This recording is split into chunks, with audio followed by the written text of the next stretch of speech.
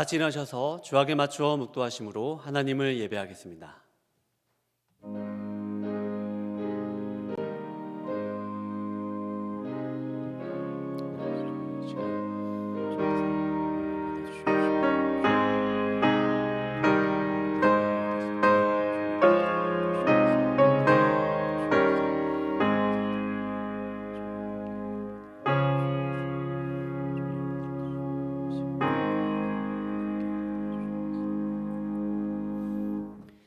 여호와께서 사람의 걸음을 정하시고 그의 길을 기뻐하시나니 그는 넘어지나 아주 엎드러지지 아니함은 여호와께서 그의 손으로 붙드심이로다.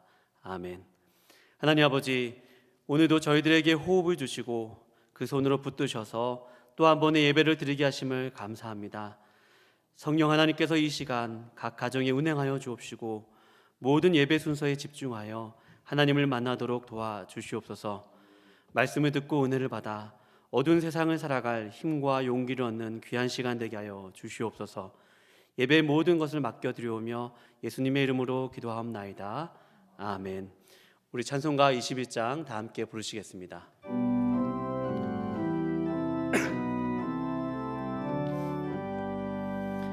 다 찬양하여라 전능왕 창조의 주께 내 온아 주 찬양 영광과 구원의 주님 성도들아 주 앞에 이제 나와 즐겁게 찬양하여라 다 찬양하여라 놀라운 만유의 주께 포근한 날개 밑 늘 품어주시는 주님 성도들아 주님의 뜻 안에서 내 소원 다 이루리라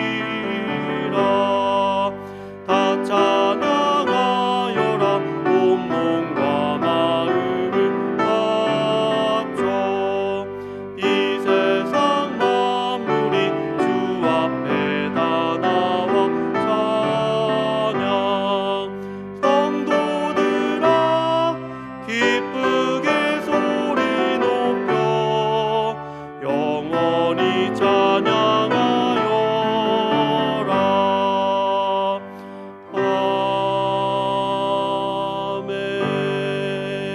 아멘. 성시교도 가시겠습니다. 보라, 내 왕이 내게 임하시나니 겸손하여서 나귀를 타시나니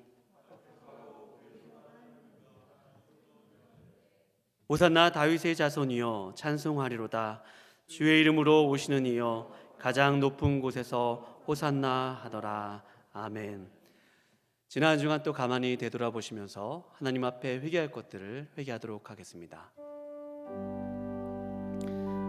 주님, 이 시간 주님의 거룩하신 빛 앞에 섭니다. 한 주간 살면서 우리 어두운 가운데 행했던 행실들과 모든 것들을 주님 앞에 고백하오니 주여 이 시간 주님의 보혈로 정결케 하여 주시고 이 시간 주의 밝은 빛으로 저희들이 걸어갈 수 있는 은혜를 허락하여 주시옵소서. 주님, 저희들이 오늘 말씀 앞에서 반응하며 응답하며 하나님 주께서 마련하신 의의 길로 걸어갈 때에 빛의 자녀답게 하나님의 자녀답게 한 주간 살아갈 수 있도록 주여 도와주시고 함께하여 주시옵소서.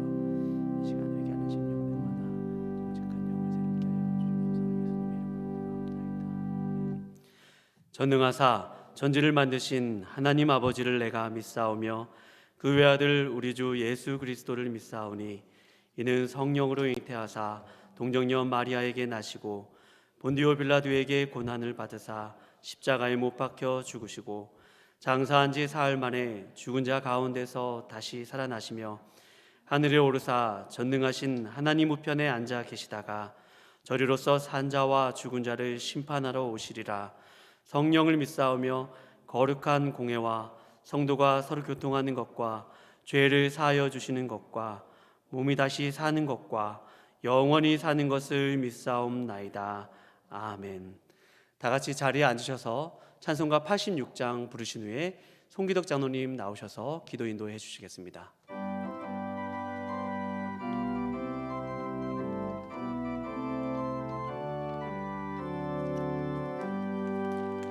내가 늘 의지하는 예수, 나의 상처 입은 심령을 불쌍하게 여기사 위로하여 주시니 미쁘신 나의 좋은 친구. 내가 의지하는 예수, 나의 사모하는 친구. 나의 기도 들으사 응답하여 주시니 미쁘신 나의 좋은 친구.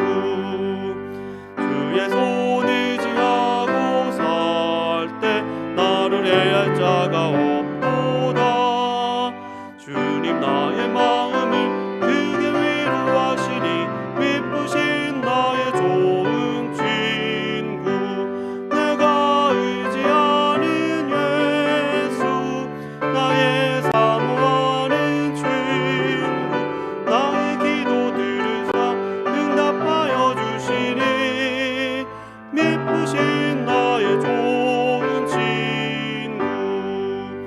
내가 요단강 건너가며 마음이 두려워서 떨 때도 주가 인도하시니 어찌 두려워하랴. 미쁘신 나의 좋은 친구. 내가 의지하는 예수, 나의 사모하는 친구. 나의 기도 들으사 응답하여 주시니 미쁘신 나의 좋은 친구. 이웃 천국에 올라가서 모든 성도들과 다 함께 우리들을 구하신 주를 찬양하리라. 미쁘신 나의 좋은 친구. 내가 의지하는 예수, 나의 사모하는 친구. 나의 기도 들으사 응답하여 주시니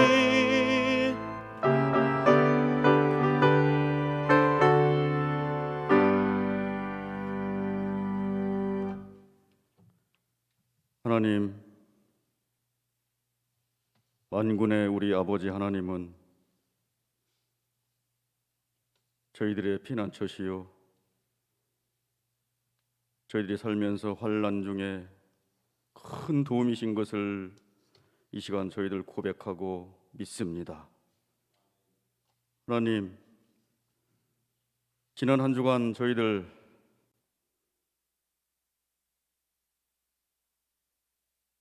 정말 살면서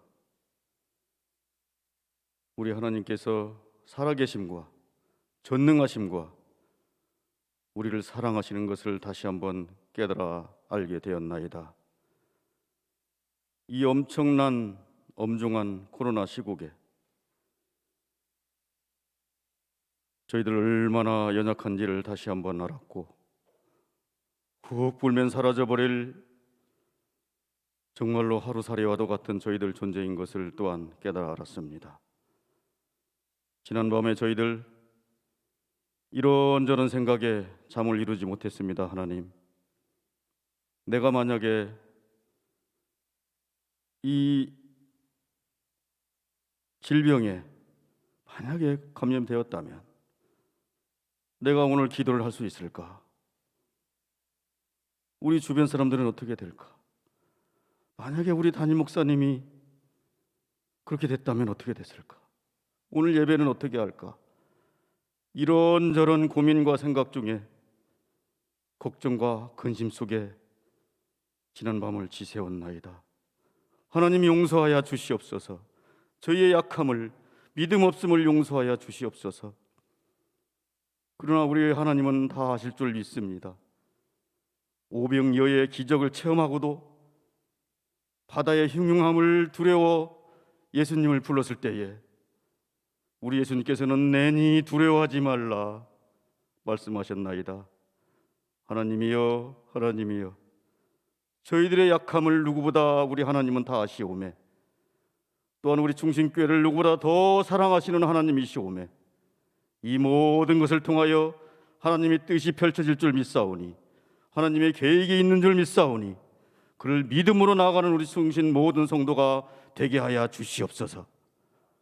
믿음으로 모든 것 되게 하여 주시고, 믿음이 있으면 이 산더러 저 바다에 던져지라 했을 때에 그 믿음대로 되라, 믿음대로 구하는 것은 다 이루리라 말씀하셨는데, 오직 저희들에게 믿음 허락하여 주셔서 이 모든 것을 하나님의 뜻 가운데 합력하여 선으로 이루시는 우리 하나님의 섭리가 우리 충신제단에 임할 줄 믿사오니, 두려워 떠는 저희들에게 예수님 찾아와 주시옵소서. 믿음으로 이겨내게 하여 주시옵소서. 환난 중에 만나는 피한처신 것을 저희들 깨달아 알게 하여 주시옵소서. 우리 성도님들 이 모든 엄중한 시기를 잘 견디고 이겨내서 한 성도라도 어려움 없게 하여 주시고, 지금 이 일로 인하여 생업이 어려워지고 삶이 궁핍하여지고 모든 생활 여건이 올수덥되어 있는 이 상태 속에서 오직 하나님을 바라보는 그 빛을 바라보는 저희들 되게 하여 주시옵소서. 하나님만 의지하고 나아갑니다. 또한 내일부터는 이제 고난주간이 시작되어지는데, 저희들 불과 일주일 전만 해도 고난주간에 이 일 저 일 하려고 계획을 했었습니다. 그런데 하나님, 이 모든 일들이 또한 여러 가지를 걱정해야 될 때가 되었습니다. 어찌해야 되는지 주님께서 알려주시고 그 길 가게 해 주시옵소서. 또한 새벽 제단을 어떻게 해야 될까, 수요예배 금요일 어떻게 해야 될까, 이 모든 계획 중에 하나님의 섭리가 살아계신 줄 믿사오니 그 길로 가게 해 주시옵소서.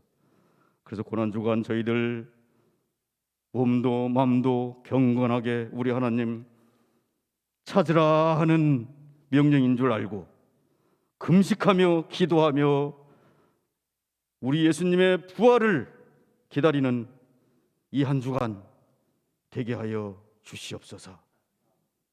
그래서 다음 주간 우리 예수님의 부활을 그 어느 해보다도 더 기쁘고 더 내 것으로 삼는 놀라운 다음 한 주간 되도록 이 고난 주간 한 주간을 성령 하나님 저희의 삶 속에 인지하여 주시옵소서. 이제 목사님 말씀을 하십니다.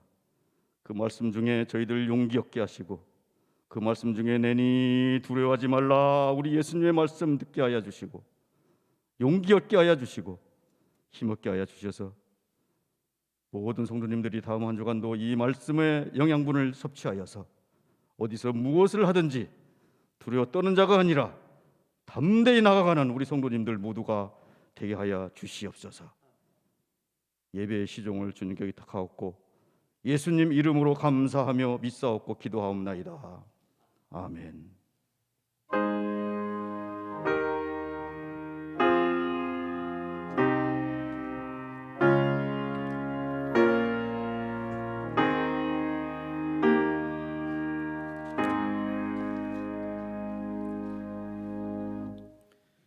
교회 소식을 안내해드리겠습니다. 오늘 주일 오전 예배를 포함한 모든 예배는 비대면으로 드려집니다.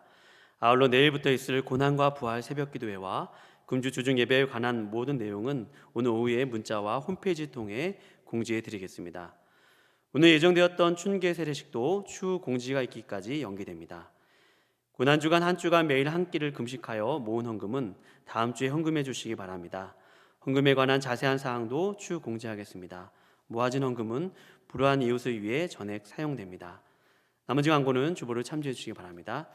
오늘 하나님께서 우리에게 주시는 말씀은 사사기강의 54번째 시간 사사기 19장 10절에서 21절까지의 말씀입니다. 제가 사사기 19장 10절에서 21절 말씀을 봉독해 올린 후에 다 같이 찬송가 200장을 찬송하시겠습니다. 제가 봉독해 올리겠습니다. 그 사람이 다시 밤을 지내고자 하지 아니하여 일어나서 떠나 여부수 맞은편에 이르렀으니 여부수는 곧 예루살렘이라. 안장지운 나귀 2마리와 첩이 그와 함께 하였더라. 그들이 여부수에 가까이 갔을 때에 해가 지려 하는지라.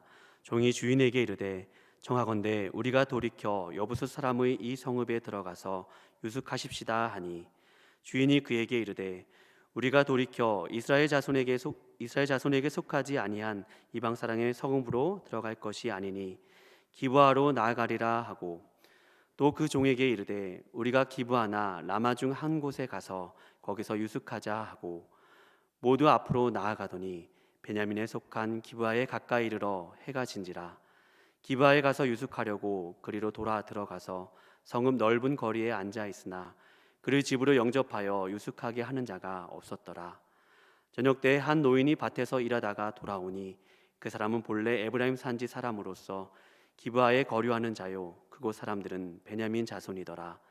노인이 눈을 들어 성읍 넓은 거리에 나그네가 있는 것을 본지라. 노인이 묻되 그대는 어디로 가며 어디서 왔느냐 하니, 그가 그에게 이르되 우리는 유다 베들레헴에서 에브라임 산지 구석으로 가나이다. 나는 그곳 사람으로서 유다 베들레헴에 갔다가 이제 여호와의 집으로 가는 중인데 나를 자기 집으로 영접하는 사람이 없나이다. 우리에게는 나귀들에게 먹일 집과 여물이 있고 나와 당신의 여종과 당신의 종인 우리들과 함께한 청년에게 먹을 양식과 포도주가 있어 무엇이든지 부족함이 없나이다 하는지라. 그 노인이 이르되 그대는 안심하라.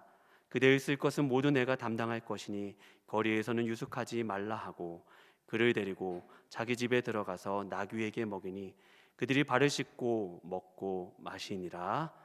아멘. 다 같이 찬송가 200장 찬양하시겠습니다.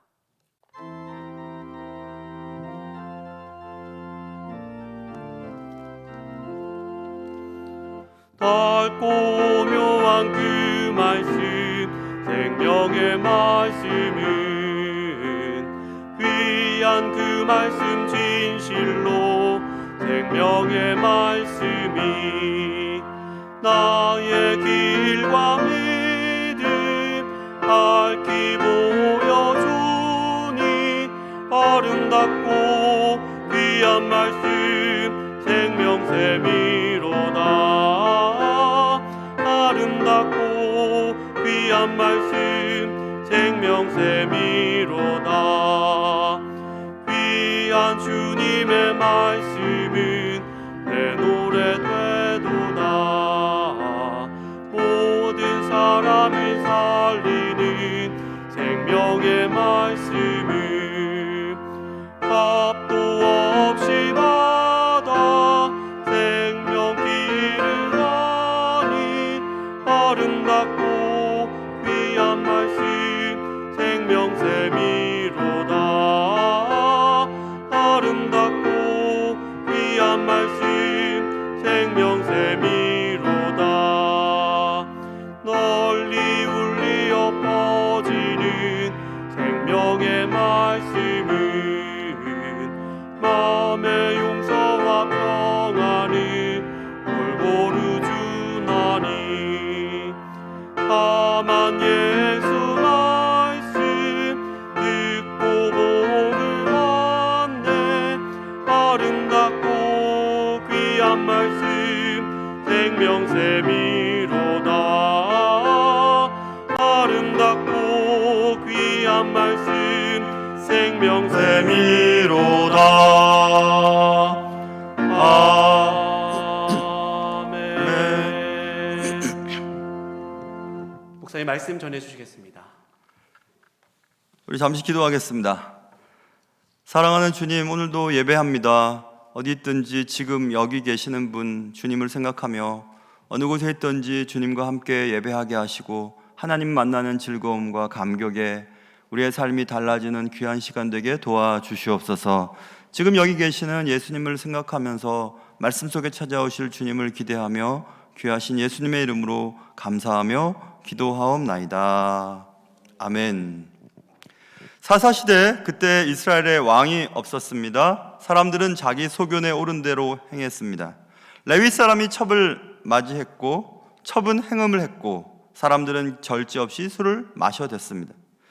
영적 리더가 세속화되었으니 영적 혼란의 속도는 더욱더 빨라지게 되었습니다. 거기까지 우리가 지난 시간에 얘기했던 얘기입니다. 오늘 본문은 5일 동안의 무절제함을 뒤로하고 레위 사람이 드디어 길을 나서는 장면으로부터 시작이 됩니다. 10절에 그 사람이 다시 밤을 지내고자 하지 아니하여 일어나 떠나 여부스 맞은편에 이르렀다, 이렇게 써 있습니다. 레위 사람의 길을 따라가면서 하나님께서 우리에게 주시는 말씀이 있으실 것입니다.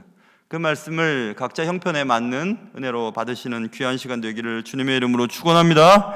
자, 이 레위 사람과 또 처갓집에서 데리고 가는 첩, 그리고 하인, 그리고 나귀 2마리, 이렇게 일행이 넓은 거리에 앉게 되었다, 이렇게 18절에 써 있죠.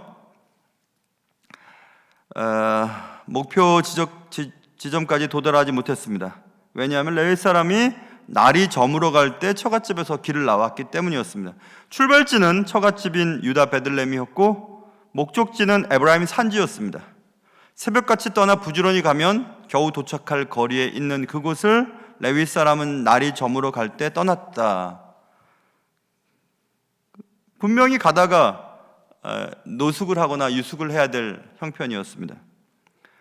그래서 그는 한참을 가다가 여부스 맞은편에 이르게 되었다, 이렇게 써있죠. 여부스 맞은편, 여부스는 훗날 예루살렘이라고 하는 이름으로 바뀌게 되는 그곳을 말하는 것입니다.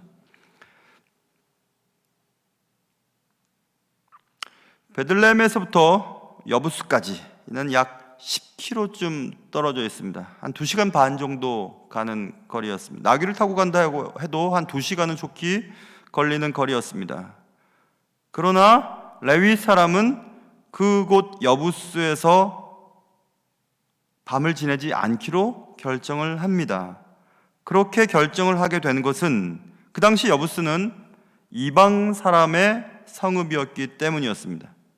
그래서 레위 사람은 여부스를 통과하여 조금 더 북쪽으로 올라가기로 결정했습니다. 그것이 기브아라고 하는 곳이죠. 그것이 오늘 11절, 12절에 쓰여 있습니다. 제가 읽어볼게요. 그들이 여부스에 가까이 갔을 때 해가 지려 하는지라 종이 주인에게 이르되 청하건대 우리가 돌이켜 여부스 사람의 이 성읍에 들어가 유숙하십시다 하니 주인이 그에게 이르되 우리가 돌이켜 이스라엘 자손에게 속하지 아니한 이방 사람의 성읍으로 들어갈 것이 아니니 기브아로 나아가리라 하고, 여부스를 통과해서 기브아까지 가려면 또 1시간 반 정도, 약 6km쯤을 더 가야 했습니다. 결국 레위 사람은 날이 저물기 시작했을 때 출발해서 약 5시간가량 이동을 하였다는 것을 알 수 있습니다. 결국 기브아에 도착했을 때 날이 완전히 저물어 버렸습니다. 그리고 이제 드디어 더 이상 갈 수 없었던 레위 사람과 그 일행은 기브아에서 유숙하기 위해 유숙할 장소를 찾기 시작했습니다. 그리고 그 일행은 성읍 넓은 거리에 앉아 있게 되었습니다. 새벽 일찍 떠났더라면 해가 지기 전에 목적지인 에브라임 산지에 도달할 수 있었을 텐데 그렇게 하지 않았습니다. 지난 시간에 그래서 제가 무절제한 음주가 사람의 판단력을 저하시킨다는 얘기를 했습니다. 떠나야 할 때를 잘 알아야 합니다. 사람은 때를 잘 아는 것이 지혜로운 사람입니다. 시작할 때를 알고 끝날 때를 알아야 합니다. 우리 인생도 마찬가지죠. 내려놓아야 할 때 내려놓아야 합니다. 또 내려가야 할 때는 내려가야 합니다. 그런데 그것을 잘 구분하지 못해요. 항상 그 자리에 있을 것처럼 생각하고 손에 잡았던 것을 내려놓지 않습니다. 그래서 하나님께서는 나이를 들게 함으로 할 수 있을 것 같지만 할 수 없다는 것을 깨닫게 하시는 것을 우리는 볼 수가 있습니다. 그 레위 사람이 분명히 목적지까지 도달하려고 했더라면 술 마시는 것보다 접대받는 것보다 우선순위에 따라서 일찍 떠나야 했습니다. 그래서 지혜롭지 못한 사람은 우선순위를 혼동하게 됩니다. 우선순위에 따라서 시간과 에너지를 사용해야 합니다. 시험이 가까우면 시험 준비를 해야 되는데 시험 준비 시간에 꼭 딴 책을 보는 경우들이 있잖아요. 그런 친구들은 거의 공부를 못하는 친구들입니다. 시험 보기 위해서는 시험 준비를 해야 되고 각각 자신의 삶의 인생의 계절에 무엇을 해야 되는지 그것을 꼭 생각해 봐야 할 것입니다. 저는 신학을 조금 빨리 한 편이 아니었습니다. 직장생활하고 신학을 했으니까. 제 꿈은, 제 계획은 40살까지는 공부하겠다. 40살까지는 신학 공부를 하겠다. 그리고 40살 이후에는 배운 것을 가지고 사역하겠다. 이렇게 큰 꿈을 세우고 계획을 세웠습니다. 그래서 40살 전까지는 무조건 최선을 다해서 공부를 한다. 그렇게 정하고 거기에 매진을 하고 우선순위에 따라서 준비를 했었습니다. 그리고 40살 이후에는 다시 공부를 하거나 다른 데 눈을 돌리지 않고 하나님이 내게 가르쳐 주시고 배우게 하신 것들을 사용해서 사역에 매진하겠다. 삶이 그런 거 아니겠어요? 힘을 집중시켜야 될 때는 집중시켜야 됩니다. 무엇을 지금 해야 될 때인지, 무엇에 에너지를 투자해야 될 때인지를 알아야 합니다. 그런데 레위 사람이 그렇게 하지 못했다는 것입니다. 결국 그의 선택은 거리에서 밤을 지내게 될 처지가 되었다. 성경 얘기해주고 있습니다.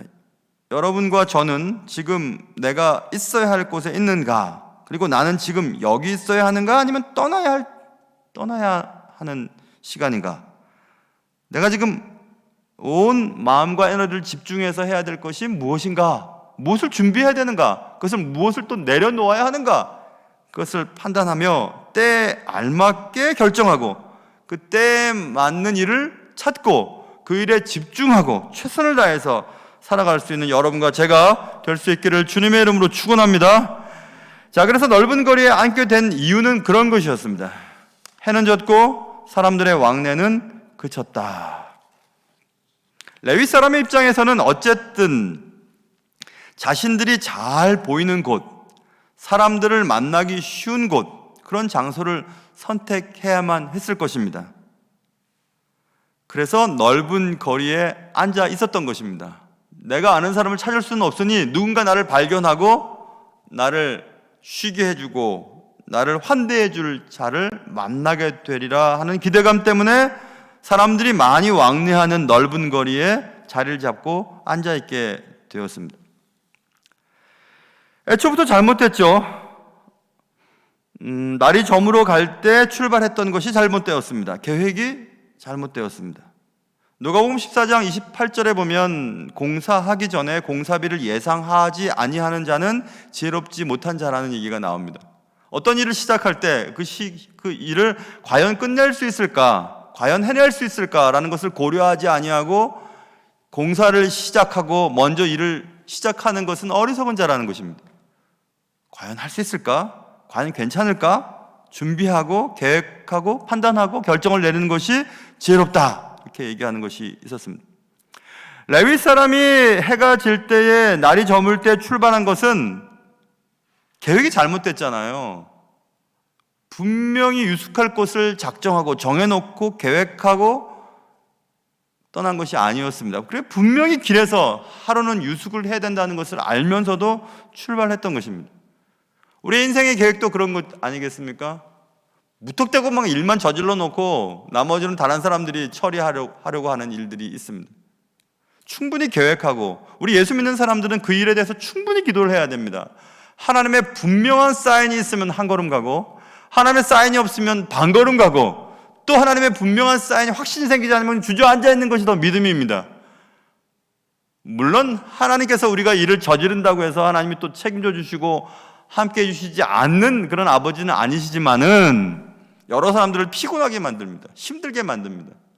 자신의 생각이 판단에 옳기 때문에 막 밀고 나가는 겁니다.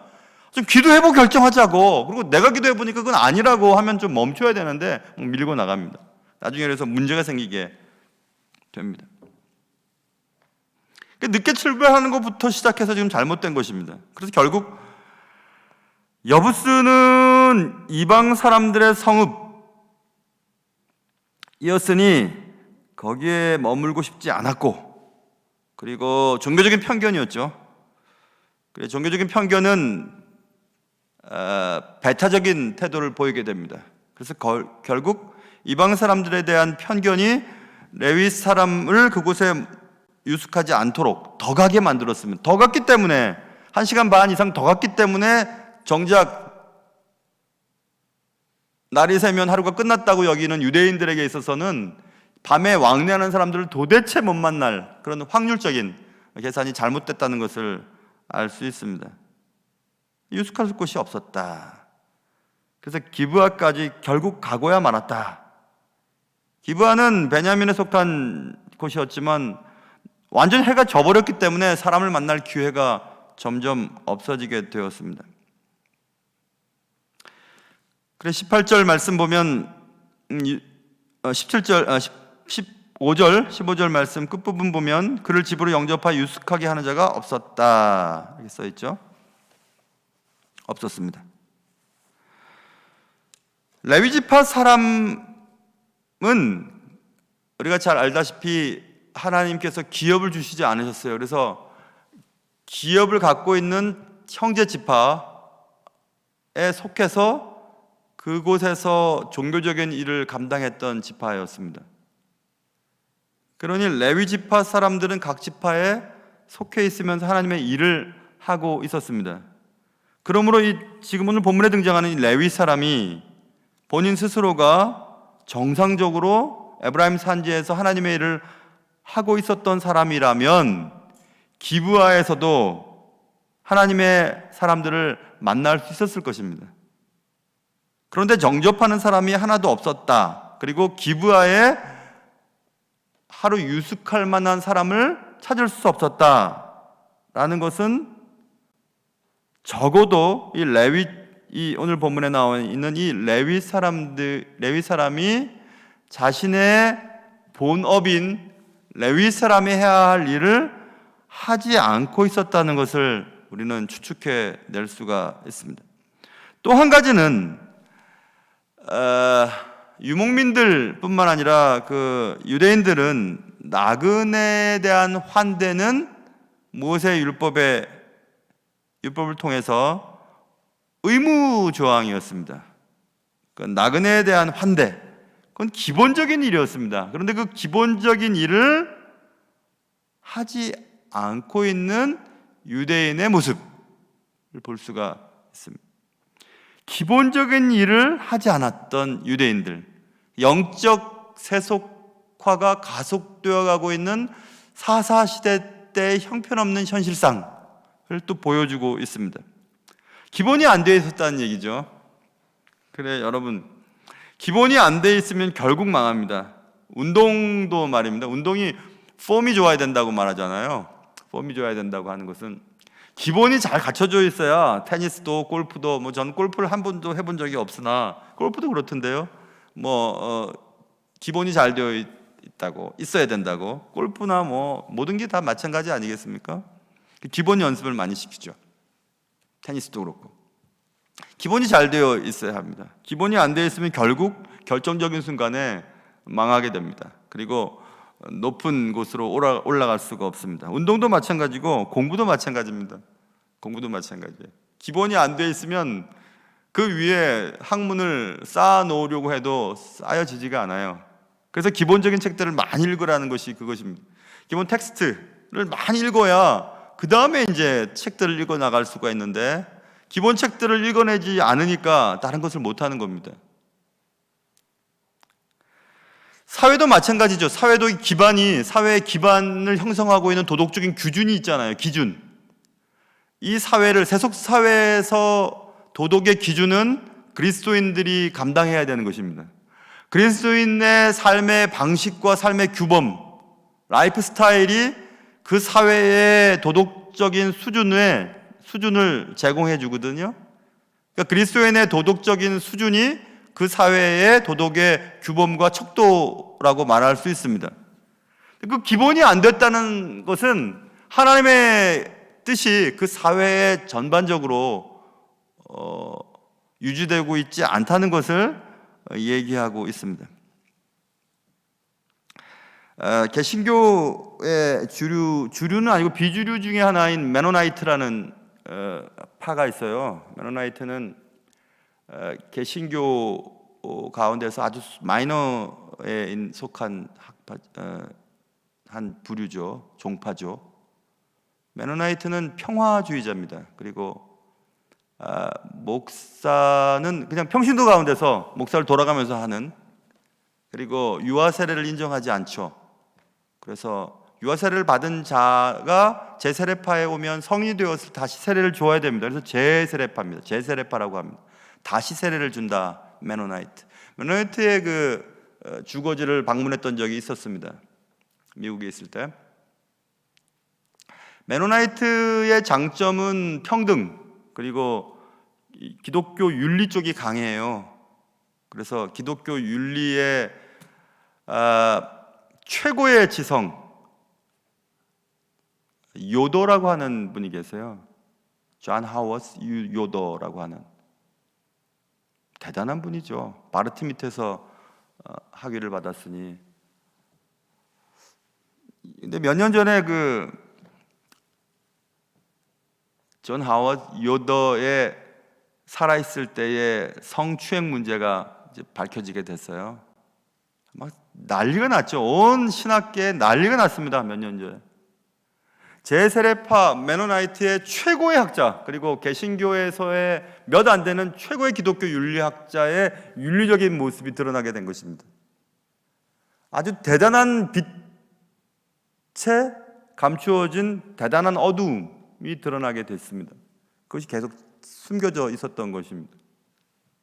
그가 죽기 전 1, 2년 전에 겨우 그것이 본격화되고 목사 면직이 되고 뭐 이런 일들이 있었지만 피해자 중심의 보상이나 적절한 신학적인 어떤 내용들이 밝혀지지 않았습니다. 그러다가 이제 메노나이트 그 신학교, 직영신학교의 총장이 여성 총장이 되면서 본격적으로 신학적인 논의가 이루어지고, 그리고 논문으로 제공이 되고, 다시 한번 기독교 윤리, 그리고 요도 교수의 신학 사상을 다시 한번 새롭게 평가 내리는 작업들이 몇 년 전에 있었죠. 한번 생각해 보세요, 여러분. 그래서 메노나이트 전체의 젊은이들이 상당히 많이 떠났습니다. 여자 성도들도 많이 떠나고 엄청난 그 어려움을 겪게 됐습니다. 그게 바로 제가 늘 말씀드리는 것이에요. 그리스도인의 삶이 그의 삶을 뒷받침하지 않는다면 그의 삶은 쓰레기입니다. 그의 지식은 아무것도 아니에요. 그가 얘기했던 평등과 기독교 윤리, 자유, 그가 추구했던 많은 가치, 그리고 개신교 신학에서 상당한 많은 그런 업적과 공헌은 시간이 지나면 아무것도 아닌 게 될 것입니다. 왜냐하면 삶과 삶이 일치하지 않았기 때문에 그런 것입니다. 지금 이 사사시대 때는 이스라엘의 왕이 없었던 때라고 지난 시간에 살펴봤죠. 하나님이 왕이 되실 수가 없었어요. 왜냐하면 그들의 삶이 그들의 삶을 따라가지 못했습니다. 레위 사람들을 통해서 개인 집의 제사장도 만들어지고 한 지파의 제사장도 만들어지는 그런 시대였지만 실질적으로 이들의 삶은 그렇지 못했습니다. 나그네 환대에 대한 부분도 지금 실패했죠. 그리고 내일 다음 주는 부활주일이죠. 그 다음 주에 이제 이 본문을 쭉 다시 공부하게 될 텐데, 이 사건은 이스라엘 역사 속에 가장 처참하고 가장 비참한 사건으로 연결지어집니다.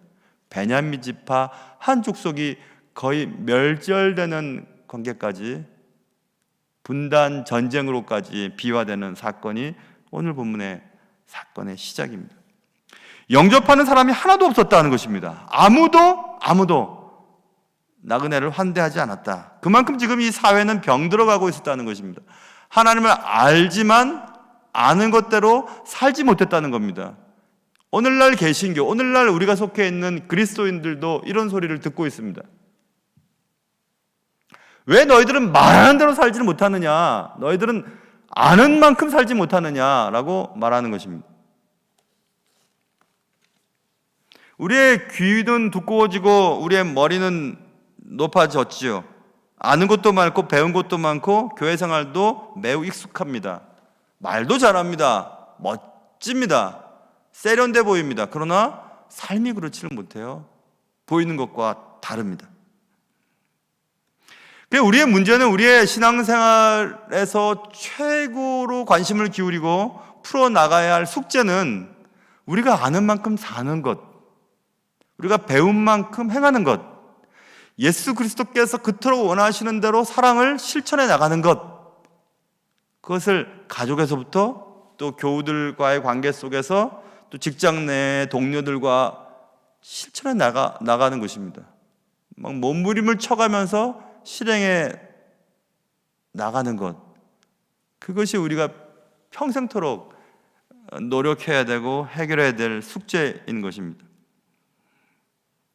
기본이 안 되어 있으면 결국 망하게 됩니다. 신앙생활도 마찬가지고 우리도 마찬가지입니다. 우리가 그리스도인으로 살지만 우리가 기본이 안 되어 있으면 결국 망하게 되어 있습니다. 마지막에 미끄러집니다. 마지막에 미끄러집니다.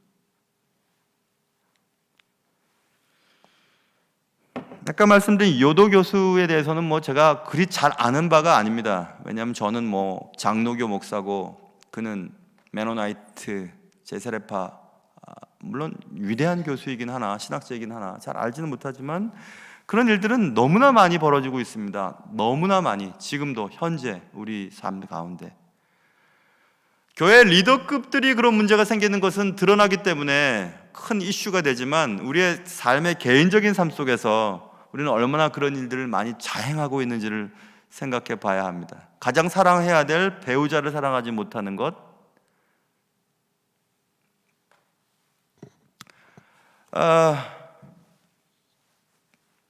그래요. 이미 여러분도 아시고 또 오늘 이렇게 비대면 예배를 하게 되는 이유도 여러분들 다 아시겠지만 우리 교인 가운데 한 분이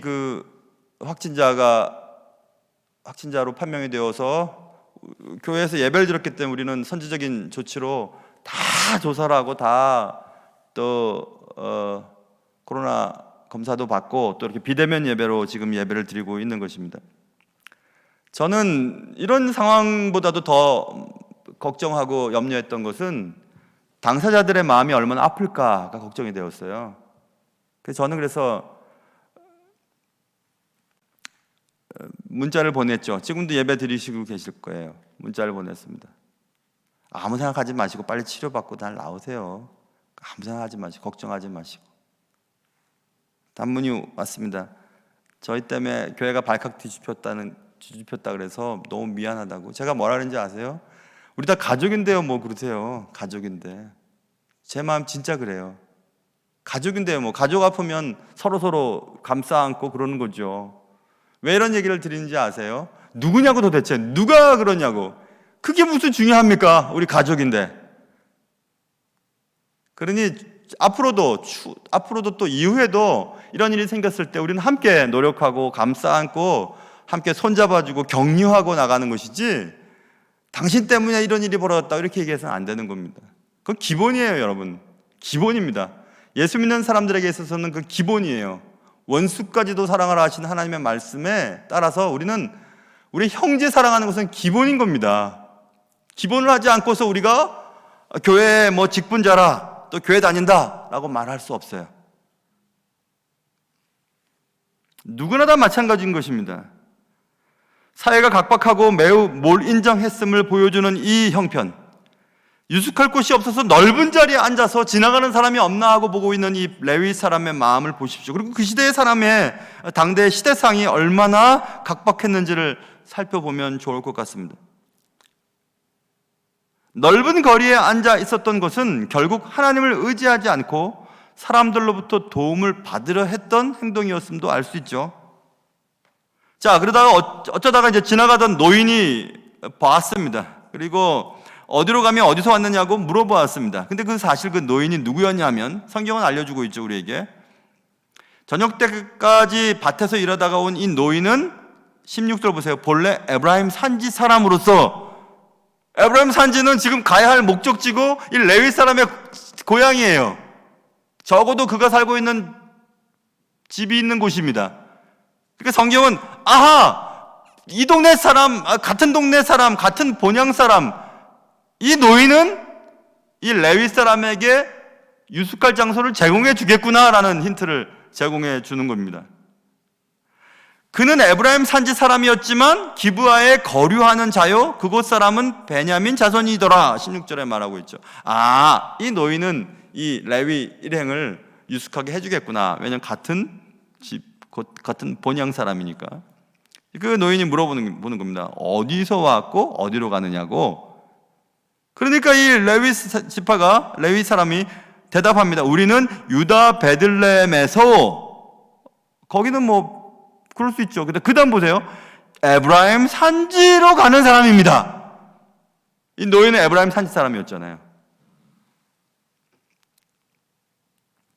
나는 그곳 사람으로서 유다 베들레헴에 갔다가 이제 여호와의 집으로 가는 중입니다. 나를 자기 집으로 영접하는 사람이 없습니다. 이렇게 얘기했습니다. 자, 이 레위 사람의 얘기를 가만히 들어보세요. 이 레위 사람의 얘기 가운데에 귀에 들어오는 단어가 있죠. 그것은 여호와의 집으로 가는 중입니다. 이렇게 얘기합니다. 우리 가는 거예요. 이렇게 얘기하는 여호와의 집으로 가는 중입니다. 이렇게 얘기해요. 누군가에게 적어도 이 베냐민 족속은 이스라엘 지파니까 하나님을 믿는 사람들이라고 생각하니까 이 레위 사람에게 있어서의 이 말 여호와의 집으로 돌아가는 중입니다라고 하는 것은 하나님을 생각하게 하는 거죠. 그러니까 하나님 생각해서라도 나를 좀 머물게 해달라는 그런 욕망이 담겨져 있는 단어가 여호와의 집으로 가고 있습니다. 이렇게 얘기합니다. 어떠세요, 여러분? 저는 여기서 이 말씀 속에서 참 첩도 드리고 뭐 술도 마시고 그런 하나님의 사람이 필요할 땐 또 하나님 찾는구나, 하나님을 이용하는구나 이렇게 생각이 들었어요. 이민교회 경험을 한 5년 동안 해봤다 그러지 않았습니까? 그 명함에 뭐 다 그렇지는 않습니다. 좋은 분들 대부분 많으신데 안 그런 분들 보면 명함에 어느 교회에 직분자까지 다 붙여놓습니다. 자기가 하는 사업이 중요한 게 아니라 그 사업명 밑에 어느 교회에 뭐라고 막 붙여놔요. 그러니까 나는 믿어도 된다는 얘기입니다. 나는 이 교회 장로, 집사, 안수, 집사, 뭐 권사 아니면 뭐 이런 사람이니까 나랑 거래해도 된다는 겁니다. 하나님이 이용하는 거잖아요. 지금 사업을 하는 것에 있어서 교회 직분이 왜 들어갑니까? 근데 그 교회 직분을 집어넣어요. 왜냐하면 나를 신뢰해달라는 겁니다. 내 사업에 이 직분이 필요한 거예요. 누구를 만나서 내가 교회 다니는 사람인데요? 교회 다니는 사람이에요? 교회 장로님이세요? 권사님이세요? 그래요. 이렇게 얘기를 해서 뭔가 내가 사람들로부터 신뢰받을 존재라는 것을 드러내고 싶어 하는 것입니다. 하나님 이용하는 거 아니에요? 맞잖아요. 하나님 이용하는 거 맞잖아요. 그거. 교회 직분은 교회에서 필요한 일에 하나님 세우신 직분일 뿐입니다. 섬기려고 하는 직분이에요. 바깥에 나가서도 제가 만약에 목사 대우를 받으려고 하면 저는 나쁜 목사예요. 목사는 하나님의 일을 하기 위한 직임일 뿐입니다. 직분이에요. 목사가 뭐 대수입니까? 하나님이 시키신 일을 하는 것 뿐이지. 내가 목사니까요 하고 누구인가 목사를 드러낸다는 것은 아니 나는 저 보세요. 저기 큰 건물 있잖아요. 저기 충신교회 제가 담임 목사예요. 이렇게 많이 제가 얘기한다고 보세요. 그러면 충신교회라고 하는 거대한 예수 믿는 공동체를 내가 이용하는 것 뿐이잖아요. 그 정도 목회를 하는 교회 담임 목사인데 날 우습게 알아요? 날 못 믿겠어요 하는 것과 똑같잖아요. 가까운 동해에서 무슨 일을 할 때 그래도 바로 옆에 있는 충신교회 동해에서 하는 일을 많이 도와주고 뭐 장소도 협조해주고 그러니까 제가 만약에 동장님을 바로 찾아가 갖고 제 문제를 빨리 해결해 달라고 하면 저는 하나님을 이용하는 사람 아니겠어요? 똑같이 번호표를 뽑고 똑같이 기다렸다가 똑같이 북가자 동해의 주민으로서의 일을 감당해야 되지 않아요? 지금 이 레위 사람은 아무도 돌봐주지 않고 아니 어디서 왔다가 어디서 가는 겁니까? 베들레헴에서요 에브라임 산지로 가는 길입니다. 거기까지 얘기하면 끝이에요. 저 유다 베들레헴에서요 여호와의 집으로 가고 있습니다. 이렇게 얘기했어요. 여호와의 집이 거기만 있습니까? 하나님을 이용하는 거잖아요. 여러분 우리에게 그런 게 있어요. 그런 게 있습니다. 실체는 보여지는 내가 아니에요. 존재하는 나지. 존재하는 내가 나지 보여지는 나가 아니라니까요. 나의 직함이나 내가 걸치고 있는 것들을 다 내려놓고 에 있는 내 모습이 나예요. 그래서 제가 늘 말씀드리는 것처럼 혼자 있을 때의 여러분의 모습이 여러분이에요. 혼자 있을 때의 모습. 교회에서 모습, 기도할 때 단어가 아니고 혼자 있을 때 여러분의 모습. 다른 사람을 판단하는 것, 다른 사람을 평가하는 것이 머릿속에서 있지만 우리는 그것을 그렇게 그대로 얘기하지 않습니다. 좀 더 좋게 얘기하고 좀 더 좋은 표정을 짓죠. 그런 하나님 다 보고 계세요. 우리가 말하는 어투나 말의 어휘에 속지 않으십니다. 우리의 존재 자체를 그대로 보시는 분이 하나님이세요. 보여지는 나가 아니라 존재하는 나. 사사시대 때는 아무도 나그네를 영접하지 않는 그런 시대였다는 것을 지금 강조하고 있습니다. 겨우 하나님의 뜻 때문이 아니고 같은 고향 사람이니까 재워주는 정도에, 그리고 자신이 그냥 노숙하지 않기 위해서는 하나님의 집이라고 하는 단어를 써가면서까지 하나님을 생각나게 해서 자신이 도움을 받으려고 하는 이런 정도의 영적인 상태가 사사시대 때에 세속화된 사사시대의 모습이라는 것을 지금 성경은 우리에게 보여주고 있습니다. 나는 누구인가? 나의 신앙은 괜찮은가? 하나님의 선하신 인도하심을 받을 만한 사람인가? 사람을 의지하지 않고 하나님만을 의지하는 사람인가? 해가 진 날 넓은 거리에 앉아 사람들로부터 도움을 받으려 하기보다 비록 아무도 도와주지 않아도 하나님이 내 살 곳과 내 먹을 것과 내 입을 것을 책임져 주시겠지라고 믿고 움직이는 그런 자의 차이를 보여주고 있습니다. 이 레위 사람의 관점 말고 반대편 관점에서 또 생각해 보면 이런 거죠. 그래, 나그네를 환대하라는 것은 하나님의 기본적인 율법 가운데 하나인데 그렇게 하지 않고 있는 이스라엘 사람들입니다. 적어도 여부스가 아니라 기브아로 가기로 결정한 것은 이방 사람들에게서는 기대하지 못하는 것들을 하나님의 백성들은 해줄 거라고 하는 믿음 때문이었잖아요. 그렇게 하지 않았어요. 세상 사람들이 교인이라면, 예수 믿는 사람이라면, 그리고 교회라면 이 정도의 커먼센스, 보편적인 상식을 가지고 있을 것이라고 기대하는 것이 있습니다. 그리고 거기보다 한 걸음 더 교인들은 정직하고 믿을 만한 사람이라고 막연히 기대하는 것들이 있어요. 근데 그것을 하지 못할 때 세상 사람들로부터 욕을 먹는 겁니다.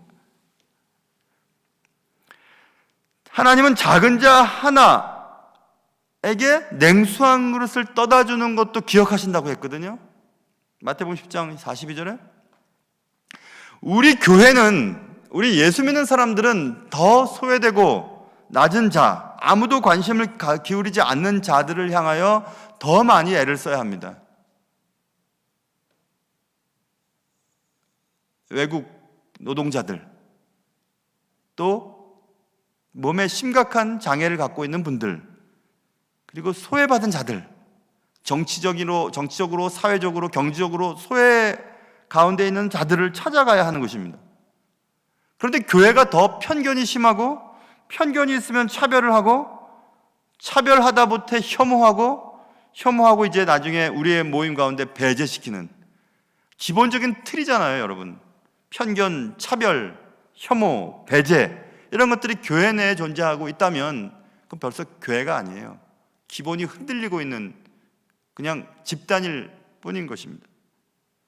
누구든지 와도 되는 교회, 배우거나 배우지 않은 사람들이 다 존중받는 교회, 나이 든 분이나 어린 아이도 다 사랑받는 그런 교회, 그런 교회를 만들어 가야 하는 것이 이 땅에서 교회를 통해서 천국의 언어와 천국의 생활 모습을 맛볼 수 있는 하나님이 우리에게 주신 복이 이 교회 아닙니까? 교회 공동체 아니에요?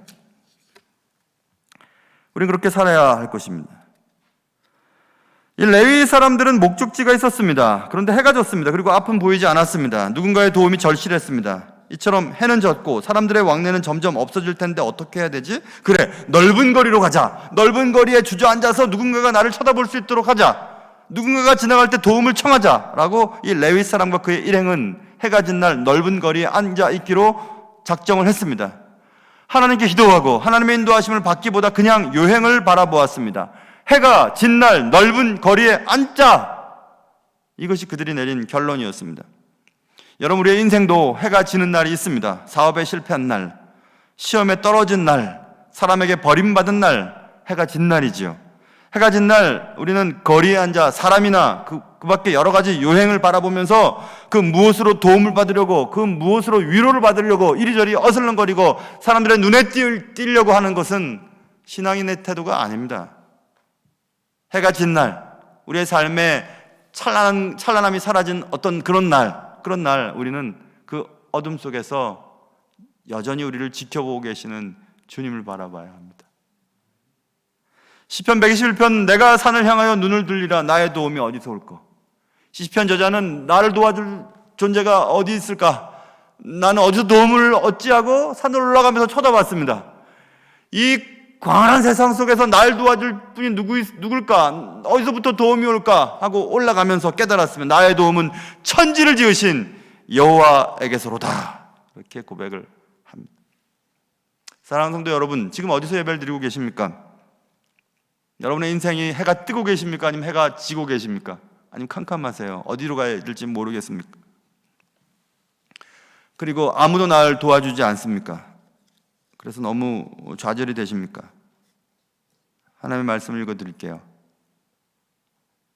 여호와는 나의 목자시니 내게 부족함이 없으리로다. 그가 나를 푸른 풀밭에 누이시며 쉴 만한 물가로 인도하신도다. 내 영혼을 소생시키시고 자기 이름을 위하여 의의 길로 인도하시는도다.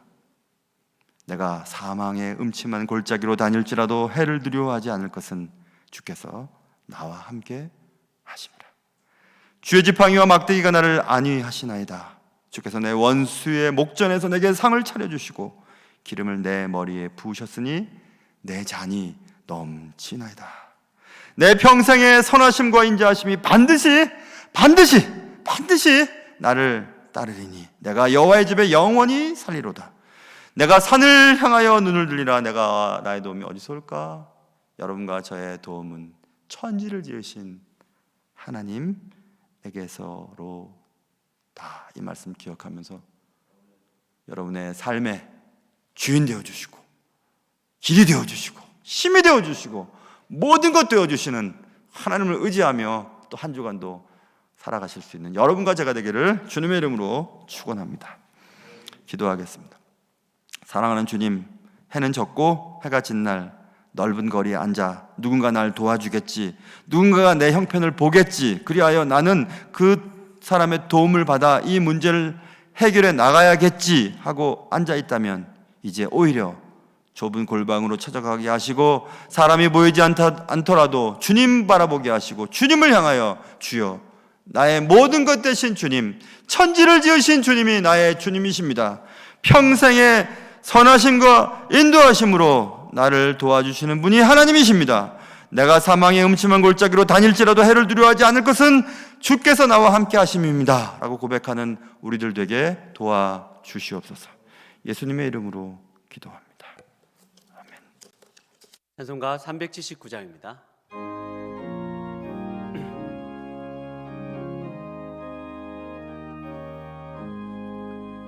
내 갈 길 멀고 밤은 깊은데 빛 되신 주, 저 본향 집을 향해 가는 길 비추소서. 내 가는 길 알지 못하나 한 걸음씩 늘 인도하소서. 이전에 방탕하게 지는 때에 교만하여 맘대로 고집하던 이제인 사소서. 내 지은 죄 다 기억 마시고 주 뜻대로 늘 주장하소서. 이전에 나를 인도하신 주, 장래에도 영사 중녀 만날 때에 도우소서. 밤 지나고 저 밝은 아침에 기쁨으로 내 주를 만나리.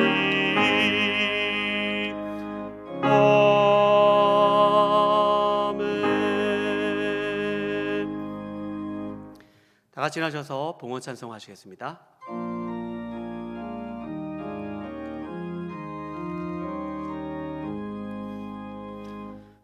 값비싼 양유를 주께 드린 막달라 마리아 본받아서 향기로운 산재물 주님께 바치리. 사랑의 주내 주님께 인생의 왕혼이 깃들어서 이 땅의 수고가 끝날 때에 주님을 섬기다 영원히 가리라. 사랑의 주내 주님께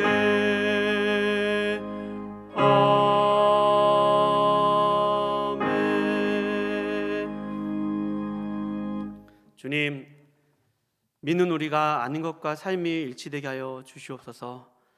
주님의 눈길과 손길이 머무는 곳에 동일하게 우리의 눈과 손도 주님의 손과 발이 되어서 누군가를 섬기는 삶을 살아갈 수 있도록 도와주시옵소서. 우리 인생의 해가 진 날 저희들 다른 것 보지 않고 주님만 바라보며 살 수 있도록 이번 한 주도 도와주시옵소서. 항상 우리 잊지 않으시며 우리보다 우리를 더 잘 아시는 주님께 예물을 드립니다. 특별히 물질이 어려운 가운데 있는 성도들의 가정과 사업장을 지켜보아여 주시옵시고, 이번 한 주도 저희들 모두가 최선을 다해서 정직하게 살아갈 수 있도록 도와주시옵소서. 드려진 예물이 주님 영광 받으시는 곳에 적절하게 사용될 수 있도록 도와주시오며 귀하신 예수님의 이름으로 기도하옵나이다. 아멘. 다 같이 찬송가 615장 부르신 후에 담임 목사님 나오셔서 축도하심으로 예배를 마치도록 하겠습니다.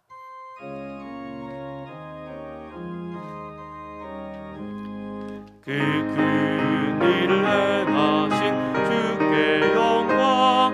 이 세상을 사랑해 주오셨네. 우리 죄를 위하여 죽으시사 저 영원한 생명문 여시었네. 우리 주 높이세 귀한 말씀 듣고 우리 주 높이세 모두 기뻐하며 주 예수님이 믿어 하나님께 그 행하신 큰 역사 찬양하세. 그 큰 일을 행하신 하나님께 주 예수님이 나여 기뻐하네. 주 예수님 우리가 만날 때에 그 기쁨을 어디에 비하리요.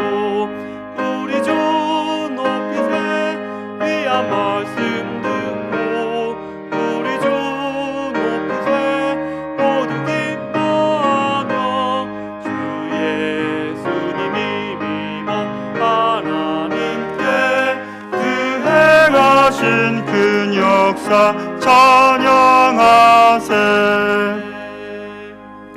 지금은 주 예수 그리스도의 은혜와 하나님 아버지의 사랑하심과 성령님이 함께하심이 해가 진 날 넓은 거리에 앉아 사람의 도움을 기다리는 인생이 아니라 모든 문제의 해답이 되시고 모든 인생의 주인이신 하나님만을 의지하며 살아가기를 다짐하는 사랑하는 성도들 머리머리 위에 이제로부터 영원토록 함께 있을지어다.